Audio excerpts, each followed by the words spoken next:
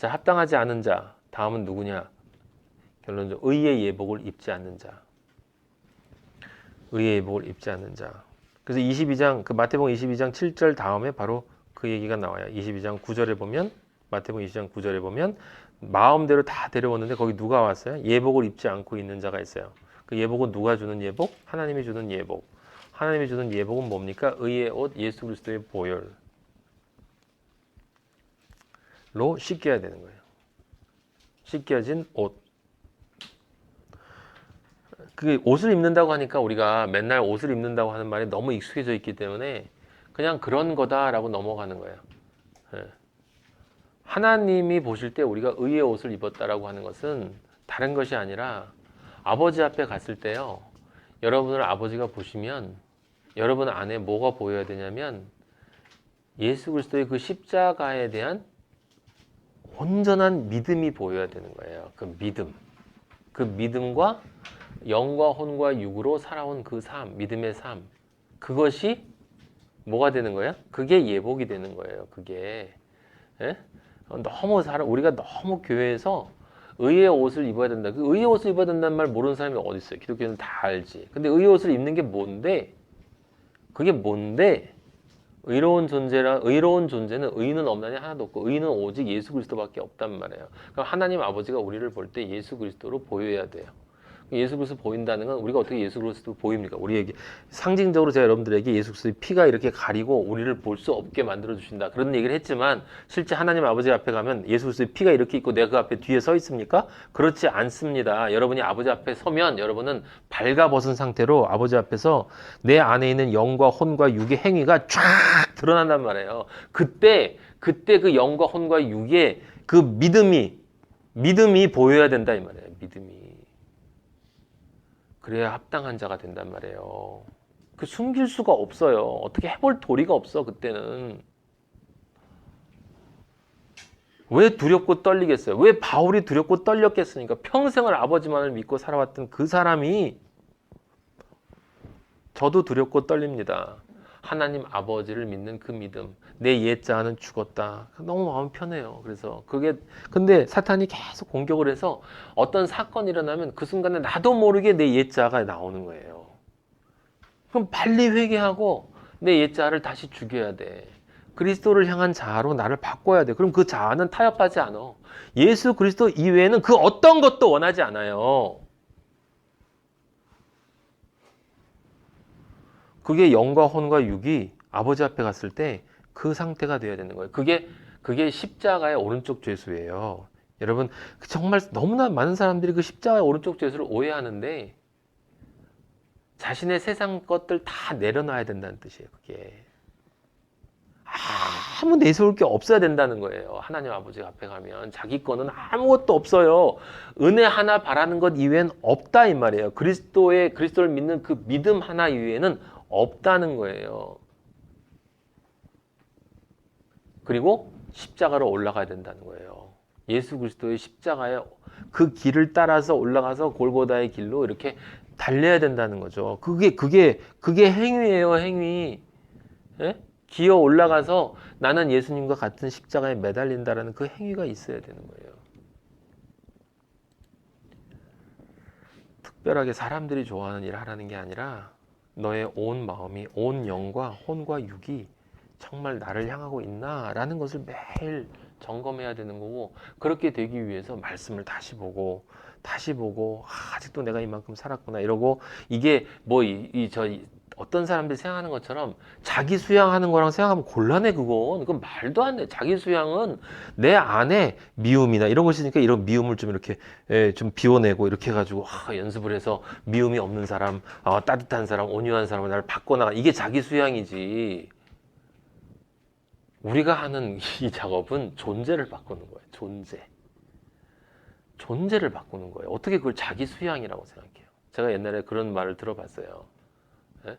어떤 사람이 아주 예수님을 잘 믿는 사람인데, 이 사람이 옛날엔 자기가 예수님 믿는 게 그냥 자기 수양 정도로 자기 나쁜 것들을 비워내는 것으로 이렇게 얘기를 많이 들었는데, 다른 사람을 위해서 봉사하고 이렇게 선교하고 이런 일이 있다는 걸 알려주고 나서 자기는 지금 이제 정말 예수님을 이렇게 기쁨으로 믿고 있다고 이야기를 하는데, 착각하고 있는 거예요. 착각하고 있는 거야. 우리 그리스도인이 되는 것을 종교인들이 하는 수양 정도로 생각하고 명상 정도로 생각하고, 어떤 불교에서 얘기하는 자기 비움의 과정을 참 그런 유치한, 그런 더러운 일, 결코 이루어질 수 없는 일. 내가 나를 비워봐야 얼마나 비워요. 인간은 진짜 다 비우면 있을 수도 없지만 다 비우면 나 다 비웠다는 자만심 생기는 거예요. 그게 인간이에요. 그게 더러워요. 더러워. 그리스도로 내 존재를 바꿔야 되는 거라고요. 근데 여기 지금 전체를 보면, 정리를 하죠. 전체를 보면 공통점이 있는데 하나 더 있어요. 결론은 이제 그렇게 되면 결국 열매를 맺지 못해요. 아시겠죠? 열매를 맺지 못합니다. 세례 요한의 말 가운데 제가 옛날에 많이 오해했던 말인데, 누가복음 3장 8절 한번 봐보세요.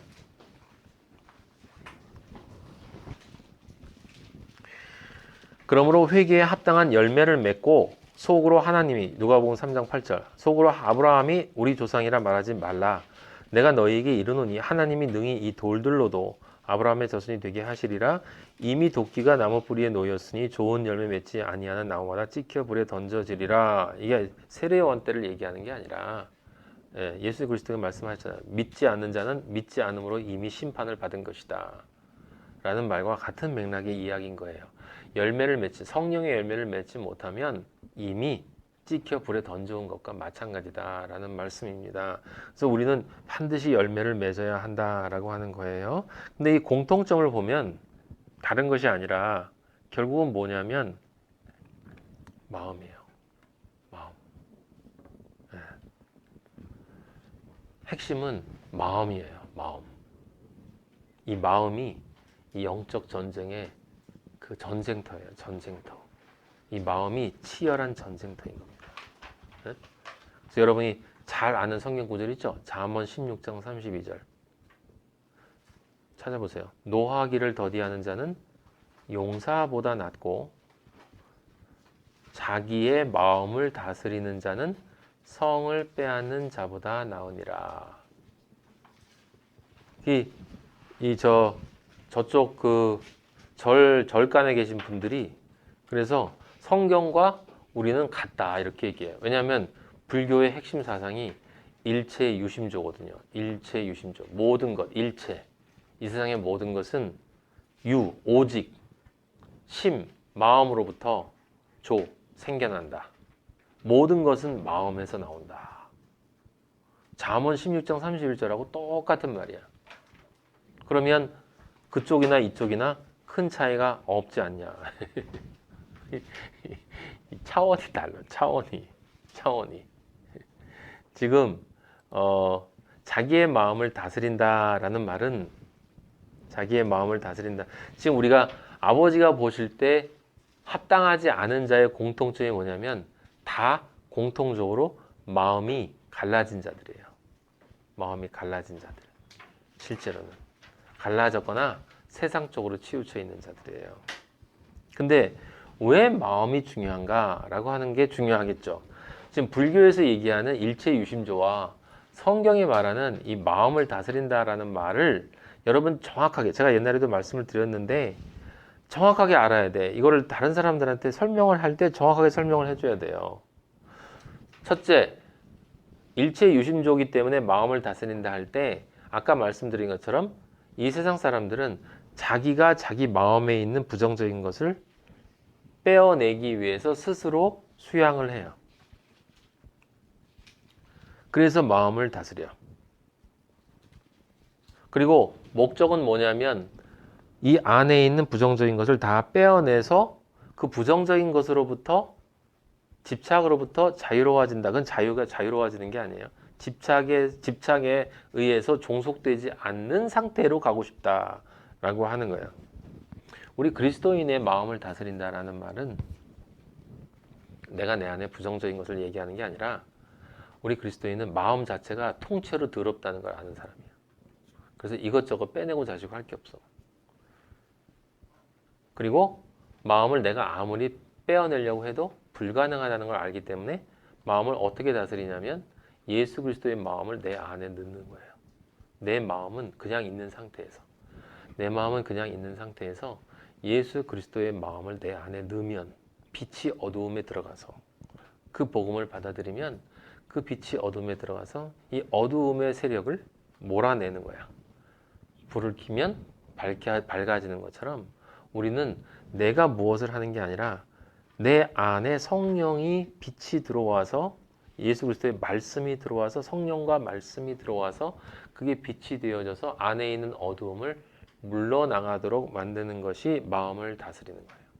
근데 그러기 위해서는 반드시 그리스도가 그렇게 할 것이라고 하는 것과 내가 원래 그렇게 지저분한 존재라는 것, 그래서 그 근본적으로 나는 불가능한데 그리스도가 보혈로 그걸 씻어줬다라는 그 사실을 진짜로 믿어야 되는 거죠. 그 믿음이 나를 마리아로 만들고 그 마리아로 만들어서 물 세례를 받게 되면 거듭나게 되면 그 거듭난 그 자리에 성령과 말씀이 임재한다. 그래서 성령과 말씀이 들어와서 이 안에 있는 찌꺼기들을 다 싸워서 몰아낸다. 그게 영적 전쟁이다.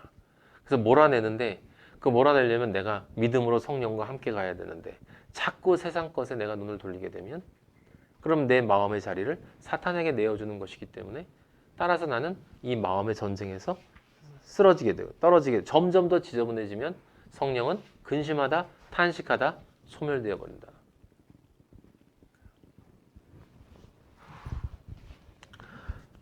자, 제가 여러분들에게 말씀드렸죠. 마음으로부터 모든 게 무엇이 나오냐? 마음에서 행위가 나와. 근데 이 마음은 무엇으로 만들어지냐면 영의 선택에 의해서 만들어져. 그래서 마음이 무엇을 가지고 있느냐라고 하는 것은 내 영이 무엇을 선택했느냐를 보여주고 마음에 무엇이 들었냐라고 하는 것은 그것이 내 행동이 어떻게 될 것이라는 걸 보여주는 거예요. 성경이 마음을 다스려라 라는 말은 마음만을 다스리라는 말이 아니라 너의 마음을 보면 네 영이 어떤 선택을 했고 그리고 네 육이 어떤 행위를 할 것인지를 다 알 수 있기 때문에 너의 마음만 보면 다 알아. 그러니까 마음을 다스려라 라는 건 먼저 첫째로 너의 영이 사탄의 영을 선택했던 그 가짜 신랑에서 벗어나서 진짜 신랑인 예수 그리스도를 선택해라. 그래야 마음이 바뀌기 시작한다. 그게 다스리는 거야. 그 다음에 그걸 잘 다스려야 그 다음에 너의 육이 다스려져. 어떻게? 그 마음으로부터 보이지 않는 마음의 생각이 너의 행위를 새롭게 바꿔준다. 그래서 성경이 우리가 아까 얘기했던 빌립보서 2장 5절, 6절, 7절, 8절에서 그리스도의 예수의 마음을 품으라고 얘기하는 거예요. 근데 그리스도의 예수의 마음이 뭐예요? 종의 마음이야. 2장 7절에 종의 마음. 그리고 자기를 낮추고 죽기까지 복종하는 마음. 십자가에 달리는 마음. 그게 그리스도의 마음이래요. 내 안에 그 마음이 있어야 내가 마음을 다스리는 거래요, 여러분. 그럼 내 마음 안에 내 마음이 지금 어떤 상태냐 이 말이에요. 내 마음은 지식과 감정과 의지인데 생각이고 상상이고 이런 것들인데 이 안에 지금 내 마음의 안에 정말 그리스도의 말씀에 대한 지식으로만 성경 말씀으로만 차 있나? 그리고 성경 말씀이 주는 그 기쁨으로 간절함과 또 두려움과 떨림, 그 두려움과 떨림 그런 감정들이 내 안에 있나? 그리고 아버지의 나라에 내가 합당한 자로 여기기를 정말 원하는 그 간절한 의지적인 결단이 나에게 있는가? 그래서 나는 아버지의 십자가를 상상하고 아버지 십자가를 생각하고 그런 것들이 내 마음에 이렇게 얼마만큼 차 있는가? 그게 합당한 자인가 아닌가를 보여주는 열쇠다라고 하는 거죠. 아버지는 나중에 그걸 보신다라는 거예요. 그걸 보면 그 안에 내 마음 안에 십자가가 가득 차 있어야 되는 거예요. 십자가가 생명이에요. 십자가가 모든 것이에요, 여러분. 십자가는 골고다 산에 그 십자가만 의미하는 게 아니라고 그랬죠. 하나님의 사랑도 십자가의 사랑이야. 우리 하나님의 생각, 하나님의 행동, 하나님의 길, 하나님의 마음 다 포기하시고 먼지 같은 나를 하나님의 아들로 만들어주시는 그 마음. 성령 아버지가 우리를 심판하거나 혼내는 것이 아니라 아버지의 아들로 반드시 완성되어지기 위해서 자신의 모든 것을 이렇게 나의 완성되어짐을 맞춰서 인도해 주시잖아요. 성령이 같이 탄식해주고 같이 내가 하지 못하는 기도도 대신해 주시고 그러면서 지금 나를 위해서 중보하고 계신다라고 성경은 말하고 있다 이 말이에요.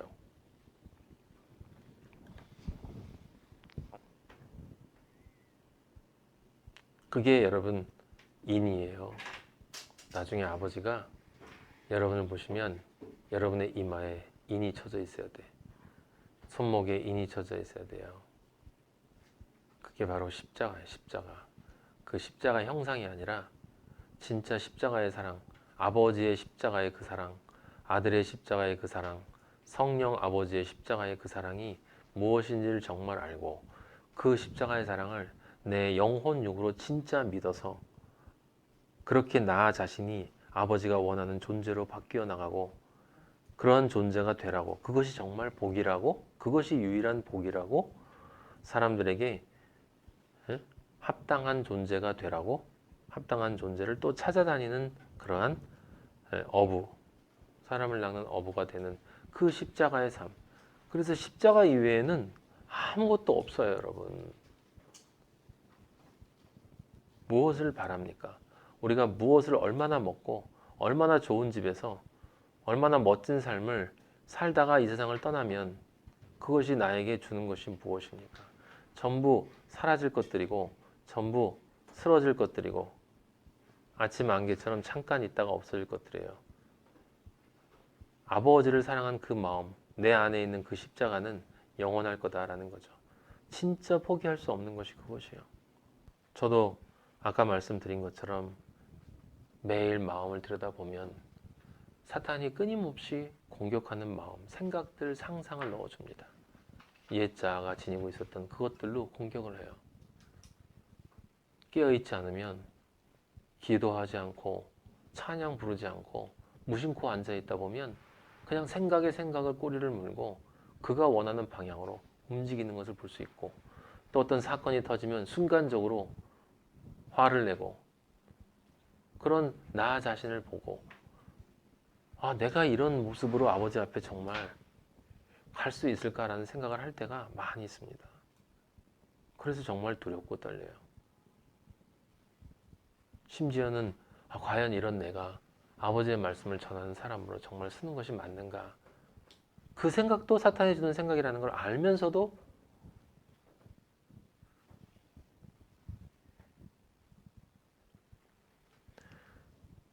오늘 근데 아버지한테 찬양을 부르면서 십자가 십자가 그 위에 나 죽었네 라는 찬양을 부르는데 아버지가 너무 많은 은혜를 주셨어요. 우리는 그 위에서 죽었어요. 그렇게 죽었기 때문에 아버지의 영원한 존재로 다시 태어났습니다. 여러분들 모두 그런 사람들이에요.